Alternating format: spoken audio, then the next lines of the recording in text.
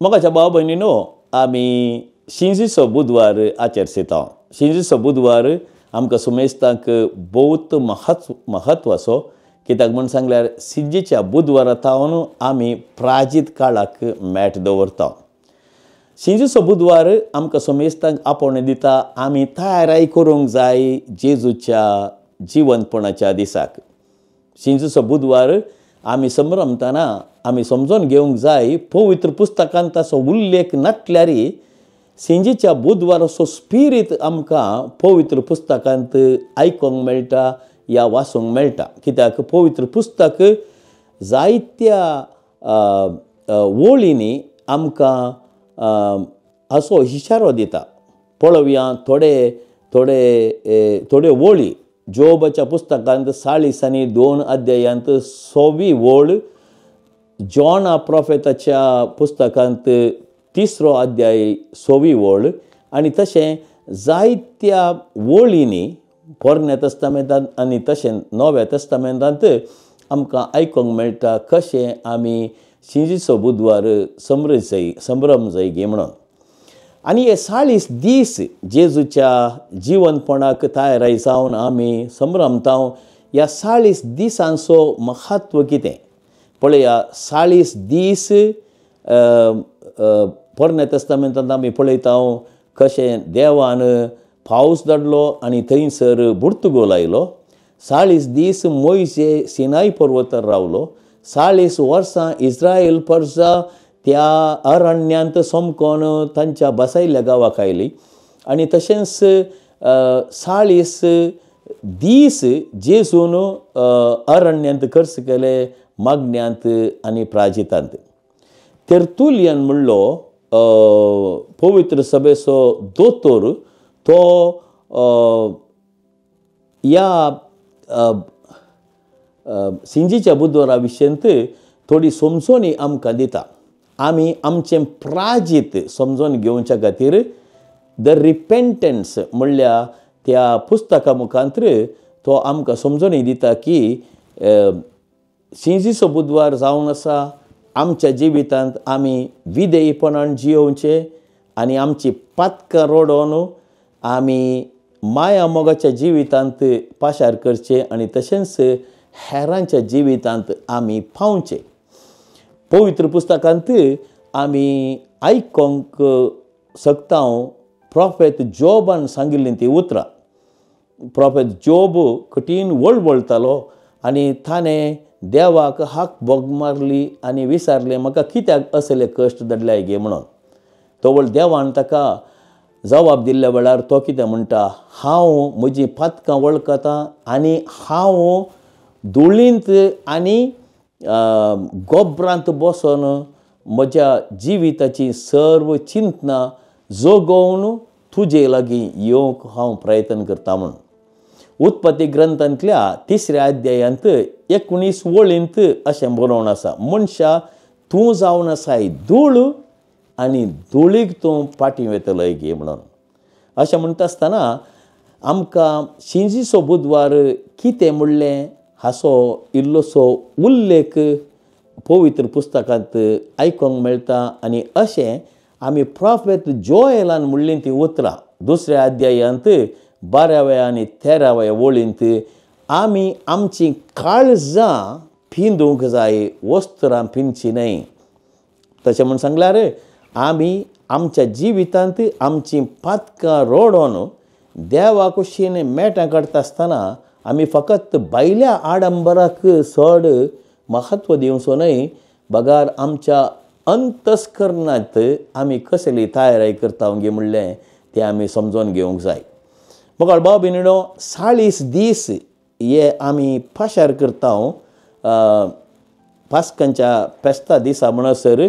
हांगासर आमी आयतार सोडून उरले दीस आमी लेख करता आनी ते जावन आसात 40 दीस. हांवें हाचे पयलें सांगिल्ले प्रमाणे नोवान आर्क बांदलें, थंयसर आयलो बुर्तुगल 40 दीस आनी 40 राती. जेजून 40 दीस आनी 40 राती अरण्यांत खर्च केली. 40 वर्सां इस्रायल प्रजेन अरण्यांत खर्च केली तांच्या बसयल्ल्या गांवाक येवंक. आनी तशेंच आमी 40 दीस पाशार करता आमच्या जिवितांत 3 संगती मोतीन दवरन हेरांक पावचे आमचें इस्मोलाचें जिवीत जियोवन आनी तशेंच प्राजीत करन उपवास करन आनी तशेंच मागण्यांत खर्च करन त्या देखून जेजू कितें आमकां सांगता साम मातेवाच्या वांजेलांतल्या 6व्या अध्यायांत 16व्या आनी 17व्या वाक्यांत तुमी उपवास करता आसतना तुमची तोंडां बेजारायन बरी नाकात बगार तुमच्या माथ्याक तेल माखून तुमी उपवास करतात म्हूण हेरांक दाखयनाकात आनी तशेंच जेजू कितें म्हणटा तुमी दुसऱ्यांक इजमोल दिता आसतना व्हडलो आवाज करिनाकात जें कितें तुमचो उजवो हात करता तें दाव्या हाताक कळना जावं त्या देखून मोगाळ भाव आज आमी शिंजीचो बुधवार आचार सेतार आसतना आमी उडास दवरूंक जाय ही शिंज आमी कशी तयार करची गे म्हणून शिंज आमी तयार करची गेल्या त्या वर्सांचे आमचे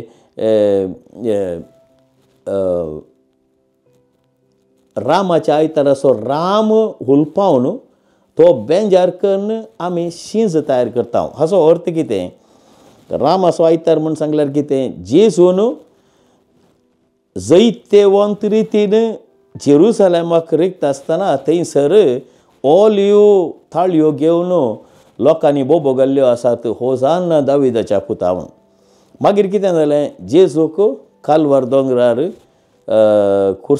खुर्सायलो आनी थंयसर जेजू मरण पावलो आनी अशें जेजू जैत्यवंत रितीन ताच्या जिवंतपणांत भागीदार जालो म्हणटच हाचो अर्थ इतलोच शिंज आमच्या माथ्यार पडटा आसतना आमी समजून घेवंक जाय आमी धुळीतावन आनी गोबरातावन आयल्या धुळीक आमी फाटीं वयतल्या पूण धुळीक फाटीं वयता आसतना आमी एक संगत मोतीन दवरूंक जाय कित्याक जेजूचें जिवंतपण आमकां हाडटा ती एक संतोशाची बरी खबर कित्याक आमी जेजूच्या जिवंतपणा मुखांत्र आमच्या जिवितांत जैत्यवंत जातल्या मरणाक पाठ करून जेजूच्या जिवंतपणांत आमी वांटेली जातल्या म्हणटच कशें उत्पत्ती ग्रंथांत 3ऱ्या अध्यायांत 19 वाक्यांत कशें सांगलां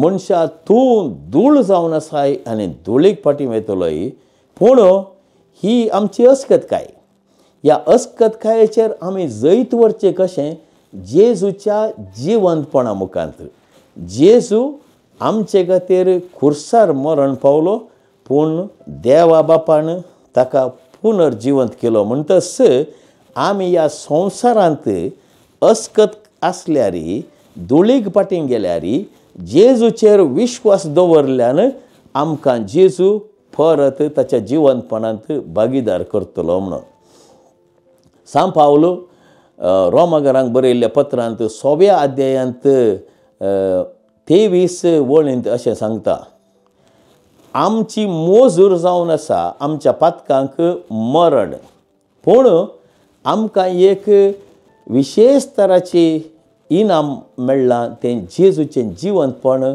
आनी ह्या जिवंतपणांत आमी भागीदार जावंक देव आमकां आपोवणें दिता त्या देखून आज आमी शिंजीचो बुधवार आचार संहितेच्या ह्या संदर्भी जावंक जाय आमी संतोश भरीत कित्याक शिंजीचो बुधवार आनी प्राजीत काळ बेसराय असो काळ न्हय आमी जाणाव ह्या संवसारांत आमी जायत्या रितींनी जायत्या संगतींनी मग्न जावन आसाव मेतेर जावन आसाव आनी ह्या मेतेरपणा वरवीं आमचे थंय जायती अस्कतकाय उपजाता आमी पळोवच्यो संगती आमी अनुभव करच्यो संगती आनी ह्या अस्कतकाये थावन आमी नितळायेच्या वाटेन वचन तर हाका आमी थायराय करूंक आसा आनी ही आपुरबायेची थायराय शिंजीच्या बुधवारा थावन 40 दीस मोगाळ भाव भयणीनो मागण्यांत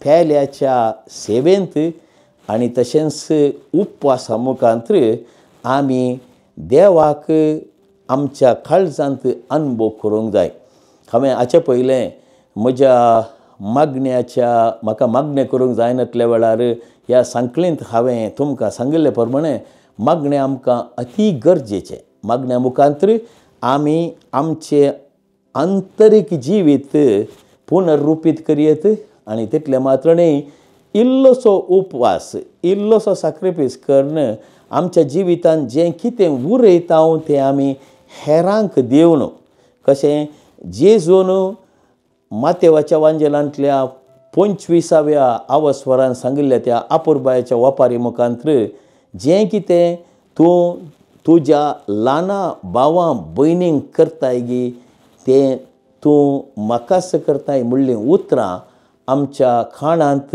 आनी आमच्या मोतींत, आमच्या काळजांत व्हरोवन आमी फेल्यासो मोग करूंक प्रयत्न करचें आनी अशें यशस्वी बरीत हो प्राजिताचो काळ अनुभव करूंक आमी देवा लागीं कृपा मागया.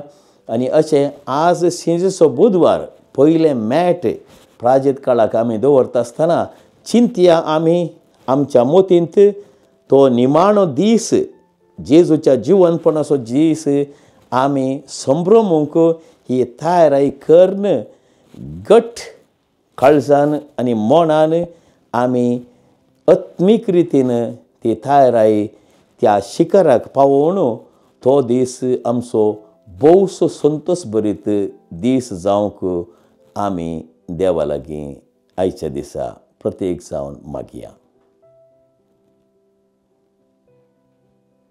आमेन.